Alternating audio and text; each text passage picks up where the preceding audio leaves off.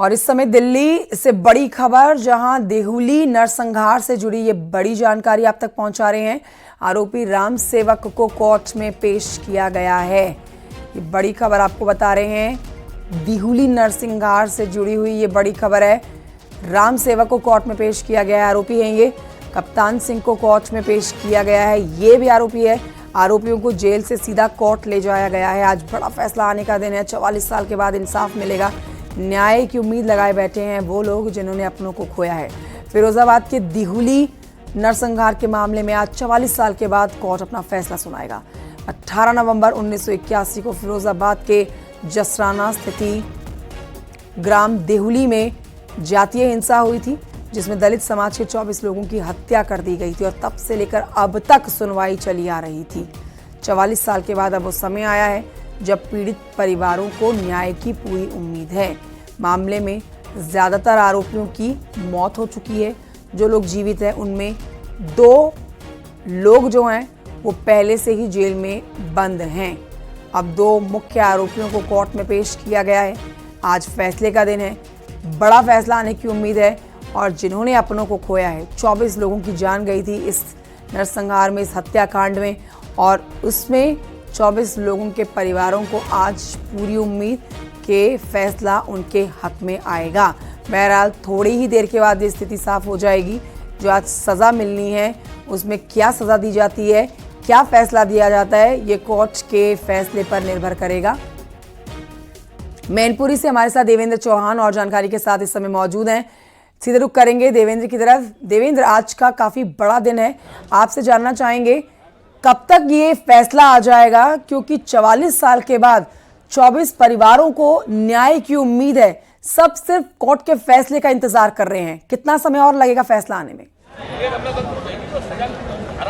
बिल्कुल, जिस तरह से 44 साल लग गए इस फैसले को आते आते, आज इसका वो समय आ गया है कि जो फैसला होना है लगभग 2 बजे के बाद फैसला आने की उम्मीद है कि 2 बजे के बाद तक ये फैसला आ जाएगा। और जो अभी 3 आरोपी हैं जो न्यायालय में मौजूद हैं, जो पहले ही जेल जा चुके थे, 2 पहले जेल जा चुके थे, एक ने सोमवार को सरेंडर कल किया था, तो 2 दिन बाद उसका जो है आज चूँकि फैसला आ जाएगा, 2-3 दिन ये जेल में रहे हैं। इसके बाद साफ तौर पे ये हो गया है कि कहीं ना आज फैसला आ जाएगा, लेकिन जो पीड़ित पक्ष है वो साफ मांग कर रहा है कि हर हालत में उनको मृत्युदंड की सजा मिलनी चाहिए।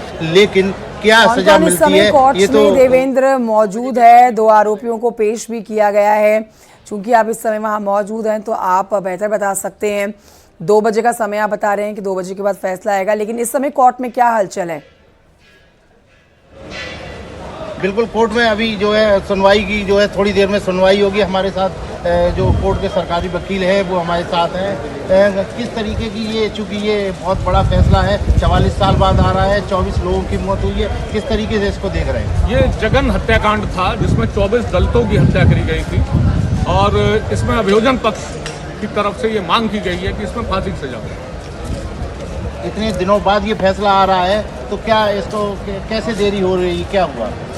ये बात ठीक है आप लोगों की कि 44 साल बाद इसमें फैसला आ रहा है, लेकिन इतने बड़े मैटर में कई कानूनी पेचीदगियां थी जो धीरे धीरे करके दूर हुई हैं और दूर होने के बाद ये आज अपने अंजाम पर पहुंचा।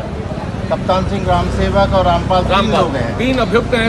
इसमें 17 अभियुक्त थे, जिसमें 13 मर गए और 1 घोड़ा घोषित है, ज्ञान चंद्र गिन्ना, जिसकी 299 CRPC में पत्रावली प्रोसीड कर दी गई। ये जो 3 अभियुक्त हैं इनकी उम्र क्या होगी? चूँकि ये तीनों अभियुक्तों की उम्र 60 से 70 के बीच में। बिल्कुल 60 से 70 की उम्र है, तो क्या लगभग माना जाए कि किस तरीके का फैसला? चूँकि एक तरफ तो फांसी की सजा की मांग हो रही है, दूसरी तरफ आपकी सही बात है कि 60 से 70 की उम्र है, लेकिन जिस समय ये घटना हुई थी आज से 44 साल पहले, उस समय 20 और 30 साल की उम्र के थे और बड़ा सोची समझी रणनीति के तहत ये हत्याकांड किया गया।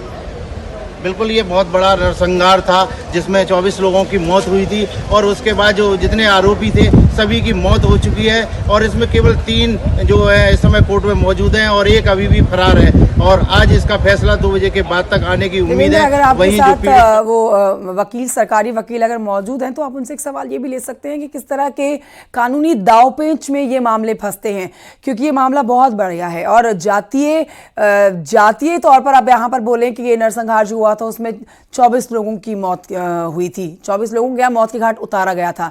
तो आप इनसे जान सकते हैं कि जो इतना लंबा समय लगा है, 44 साल का जो समय लगा है, जिसमें जो आरोपी थे जिन्होंने ये अपराध जब किया था तो उनकी खुद की उम्र 20 साल की थी, अब उनकी उम्र 60 के पास हो गई है। अब जो सजा भी उनको दी जाएगी वो उनकी उम्र के लिहाज से अगर देखी जाए तो कितनी बड़ी सजा उनको दी जा सकती है, क्योंकि ये बहुत ही जघन्य अपराध था जिसकी सजा आज दी जाने वाली। लंबी कोर्ट में कार्रवाई चली। आप उनसे जानिए कि कानूनी दांवपेच में ऐसे मामले कहां आकर फंस जाते हैं, कहां दिक्कत आती है, क्योंकि ये गरीब दलित परिवार के लोग हैं जो इंसाफ की उम्मीद लगाए बैठे हैं और अब 44 साल के बाद आज इंसाफ इनको मिलने जा रहा है।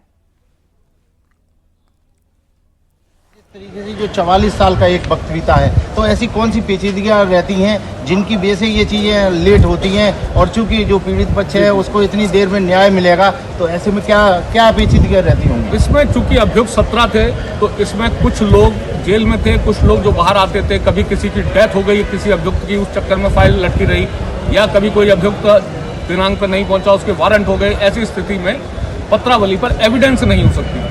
जब सभी अभियुक्त हाजिर होंगे तब एविडेंस होगी।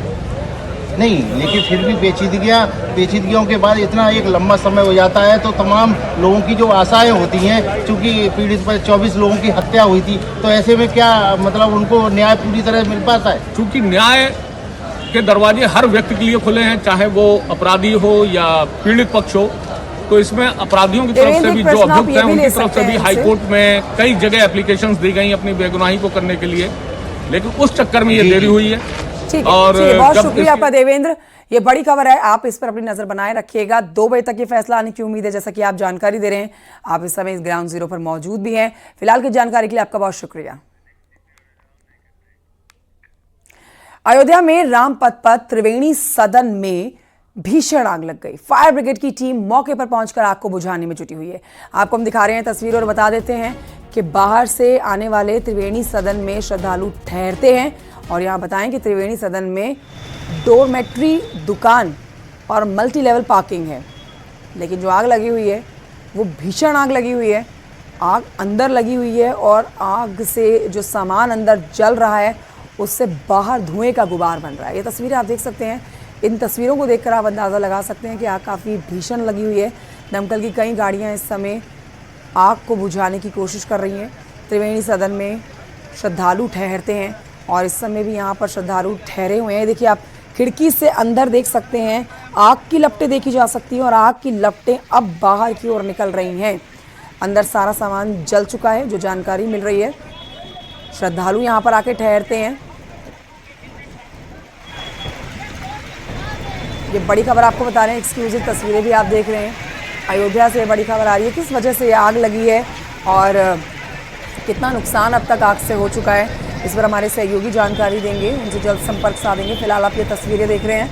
केबी शुक्ला से लेते हैं और जानकारी फोन लाइन पर मौजूद है। केबी शुक्ला, ये एक्सक्लूसिव तस्वीर अपने दर्शकों को हम दिखा रहे हैं। आग कैसे लगी और इस समय के अपडेट्स दीजिए।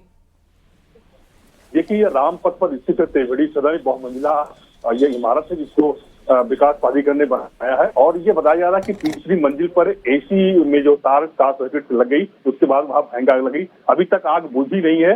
जो फायर ब्रिगेड की टीम है वो आग बिल्डिंग के अंदर घुसी है, बुझाने का प्रयास किया जा रहा है, क्योंकि यहाँ पर बहुत तेज पछुआ हवा चल रही है, जिसके चलते जो है आग बुझाने में थोड़ा दिक्कत हो रही है। हालांकि बताया जा रहा है कि आग पर काबू करने का प्रयास किया जा रहा है, लेकिन जिस तरह से ये आग लगी है, आज अयोध्या में हादसों का जो है दिन रहा है, कई जगह आग लगी है। तो जिस तरह देखा जा रहा है कि त्रिवेणी सदन में चूंकि यहाँ पर श्रद्धालु भी ठहरते हैं, डॉर्मेट्री भी यहाँ पर है और यहाँ पर श्रद्धालु ठहरते हैं, तो कुल में आग पर काबू करने का प्रयास किया जा रहा है। हालांकि अभी तक जो है तो आग पर काबू नहीं पाया गया है। हालांकि 5 ही फायर ब्रिगेड के दस्ते और 12 फायर टेंडर जो है लगे हैं आग बुझाने में। चूंकि ये रामपथ पर स्थित है, सुबह रामपथ को बंद कर दिया गया है और आग बुझाने का प्रयास किया जा रहा है। केबी शुक्ला, इस खबर पर फिलहाल की जानकारी के लिए आपका बहुत शुक्रिया।